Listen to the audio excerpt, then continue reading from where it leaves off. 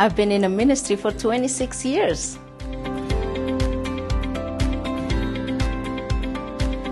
Our ministry does multiple different things that God allows us to do.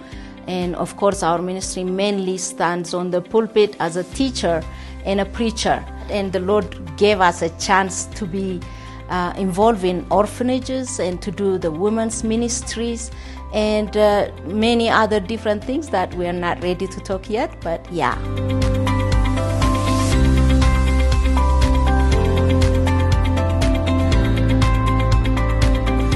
Yes and no. As a child, since a young age, I knew I'm going to serve Him full time. I knew I'm going to do to some degree some kind of things serving the Lord. But that being said, I did not know until I entered and I answered the call saying yes, and I found myself doing a mission work, and that was a big surprise, and to God be the glory.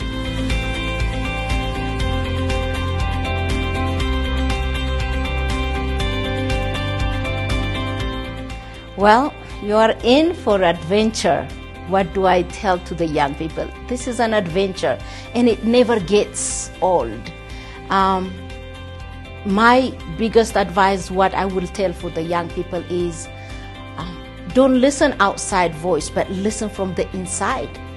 Because if you find out that God called you within yourself, it's not from the outside. That sustains you to every kind of challenge you face, because there are challenges as much as there are also a victory that you see. So I will say, first listen that from within inside.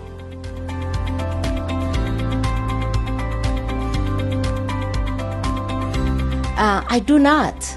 And at times I wouldn't even know until the last week or so where I am going. But we are always praying for a place to go, for the doors to open. That's the key about ministry, that people like me, because we are not assigned one place to stay. We go a lot of different places in different continents. But to know every day and every time where we're going, not really, but we trust on the Lord, and the door will open when the time comes to go.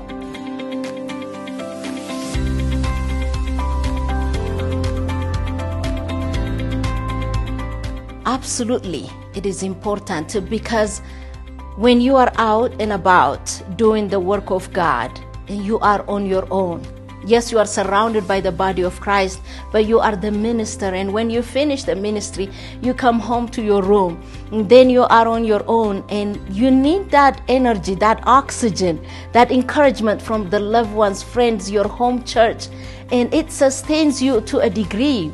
And therefore, I keep in touch. In the generation we live in and the time we live in, everything is possible because we have all these gadgets at the tip of our hands.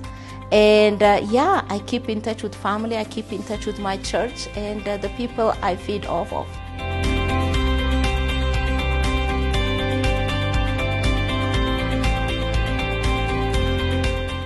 What is the biggest challenge? I have to think that twice, because to every season, that time, whatever we are going through, that's the biggest challenge. But you know what? Our God is amazing, and that will pass and no longer it become the biggest challenges. It depends of what season you are in. Every challenge has its own connotation, because sometimes it's physical challenge. You don't maybe feel good, whether it's a physical challenge or whether it's connected with altitude, like the country I am in right now. And so at that time, that's your biggest challenge. And then you move on. Victory for us is dependent on people. As a missionary, our success, our victory is always about the souls we see being saved, encouraged, uplifted, restored, refreshed, and doing what God called them to do. To see that is our greatest victory every day.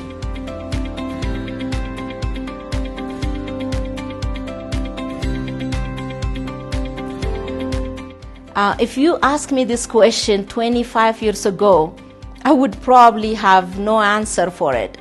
But I came along now, and we have all kind of outlets that people can reach us out.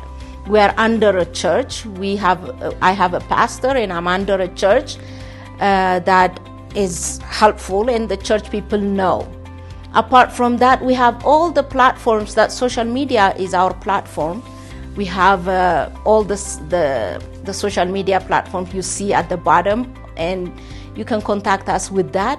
But that's how we get our informations out, whether it is what we're doing or what we are about to do.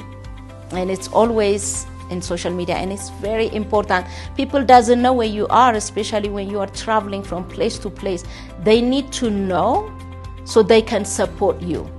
For that reason, it is very vital that we put it out.